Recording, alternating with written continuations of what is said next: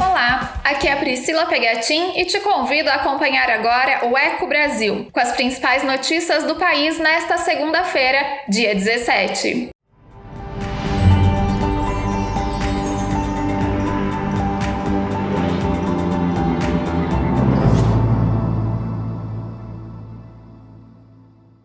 Antes de ouvir as informações mais importantes de hoje, inscreva-se em nosso canal e ative as notificações para ficar por dentro do que acontece no Brasil e no mundo. Depois de 4 meses de queda, o setor de serviços registrou a primeira alta, de 5% em junho. Apesar do resultado positivo, o volume de serviço ficou 14,5% menor do que o registrado em fevereiro, antes da pandemia. Com a colaboração de Marquesan Araújo, reportagem Daniel Marques. O setor de serviços registrou alta de 5% na passagem de maio para junho de 2020 e interrompeu uma sequência de taxas negativas dos 4 meses anteriores. No entanto, segundo o IBGE, apesar do resultado positivo de junho, o volume de serviços ficou 14,5% menor do que o registrado em fevereiro, o último mês antes da implementação das medidas de isolamento social por causa da pandemia. Ainda de acordo com o levantamento, quando a comparação é feita com junho de 2019, o recuo é de 12,1%. A pesquisa analisou 166 serviços e, entre eles, o segmento de restaurantes foi um dos que mais influenciaram o índice. Segundo o gerente da pesquisa, Rodrigo Lobo, a receita do segmento voltou a crescer devido à reabertura dos estabelecimentos após a flexibilização do fluxo de pessoas. Os 5 setores pesquisados tiveram o mesmo desempenho positivo que o setor de serviços em junho. O destaque é para transportes, serviços auxiliares aos transportes e correio, que avançaram 6,9%, e serviços de informação e comunicação, que apresentaram um salto de 3,3%. Em maio e junho, o setor de transportes acumulou uma alta de 11,9%, enquanto a perda acumulada de março e abril foi de 25,2%. Enquanto isso, na pecuária, o segundo trimestre de 2020 teve um aumento no abate de suínos, mas em contrapartida queda no de bovinos e frangos. A venda de leite também não atingiu o esperado e foi menor em comparação ao mesmo período do ano passado. Ouça com Thiago Marcolini. Dados do Instituto Brasileiro de Geografia e Estatística sobre a produção animal no segundo trimestre de 2020 apontam um aumento de 5,9% no abate de suínos e queda de 9,7% no abate de bovinos. Os números comparados com o mesmo período do ano passado também revelam queda de 1,6% na produção de frangos. Os dados também revelam recuo de 2,9% na aquisição de leite. No segundo trimestre de 2020, a produção de ovos de galinha aumentou 1,9% em relação a abril, maio e junho de 2019 e mostrou estabilidade frente ao primeiro trimestre deste ano, totalizando 965 milhões de dúzias. Com o novo coronavírus, ficou mais evidente a importância de manter a higiene das mãos. Só que 43% das escolas mundiais não tinham instalações básicas para a lavagem das mãos no ano passado. Diante do quadro, Ana Paula Loureiro fala sobre como a suspensão das aulas evitou o maior contágio pela Covid-19. Agências das Nações Unidas lançaram um levantamento alertando que pelo menos 43% das escolas em todo o mundo não tinham instalações básicas para a lavagem das mãos com água e sabão em 2019. De acordo com o relatório Progresso na Água Potável, Saneamento e Higiene nas Escolas, essa situação expõe cerca de 818 milhões de crianças ao maior risco de contrair a Covid-19 e outras doenças transmissíveis. O Programa de Monitoramento Conjunto da Organização Mundial da Saúde, OMS, e o Fundo da ONU para a Infância, UNICEF, aponta essas condições como essenciais para que centros de ensino operem com segurança diante da pandemia. A África subsaariana abriga mais de 1/3 do total dessas crianças, o equivalente a 295 milhões. Entre os países menos desenvolvidos, 70% das escolas carecem de instalações básicas para lavar as mãos. Em metade desses centros de ensino, faltam saneamento básico e serviços de água. No caso da América Latina e Caribe, 38 milhões de crianças em idade escolar não tinham serviços de saneamento básico na escola. Outros 61 milhões não tinham acesso a serviços básicos de higiene.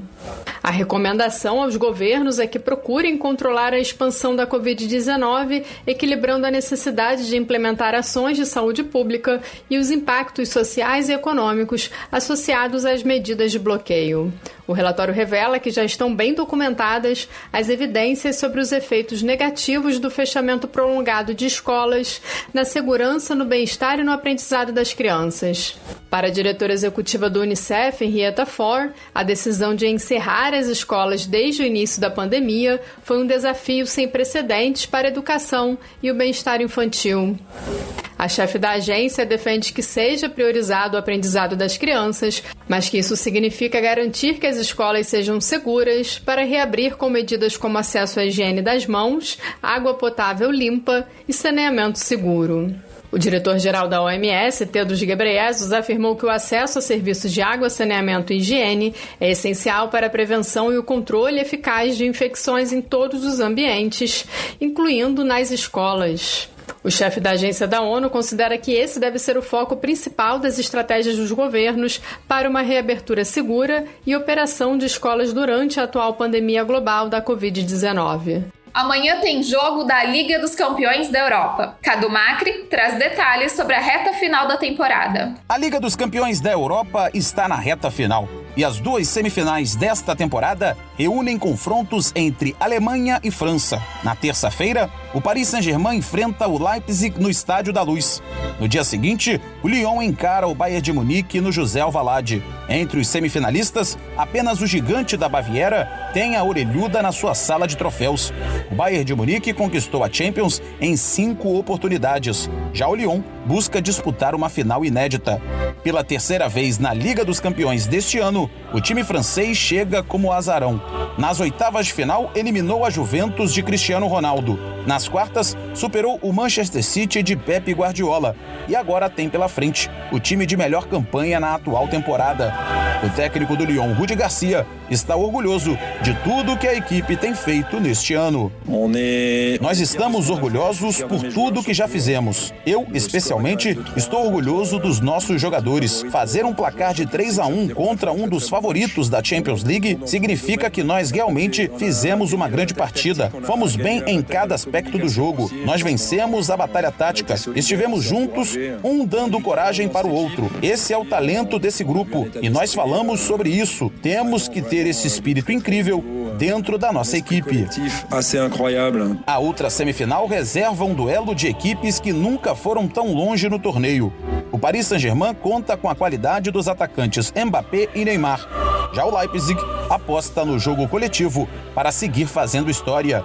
Independentemente de tradição, grandeza, investimentos e representatividade, as 4 equipes têm o mesmo sonho: chegar na final do próximo domingo, às 4h, no Estádio da Luz. O Tribunal de Contas da União identificou 90 mil beneficiários que receberam o auxílio emergencial de preservação do emprego de forma irregular. As fraudes podem somar 150 milhões de reais. Quem traz os detalhes é Daniel Marques. De acordo com uma auditoria do Tribunal de Contas da União, mais de 90 mil pessoas podem ter recebido o benefício emergencial de preservação do emprego e da renda de forma irregular. As fraudes podem somar mais de 150 milhões de reais em pagamentos duplicados ou para pessoas que não se encaixam nos requisitos do programa. Com base nesses dados, o TCU identificou pessoas que chegaram a solicitar os benefícios mais de 4 vezes. Também foi identificado pagamento para trabalhadores que já morreram e servidores públicos. Na avaliação do ministro de Contas, Bruno Dantas, causa perplexidade que o governo use bases de dados desatualizadas para validar os pedidos. O tribunal demandou que o governo reveja as bases de dados para corrigir os problemas. Já são 12 milhões de trabalhadores que tiveram seus empregos mantidos por meio do Programa Emergencial de Manutenção do Emprego e da Renda.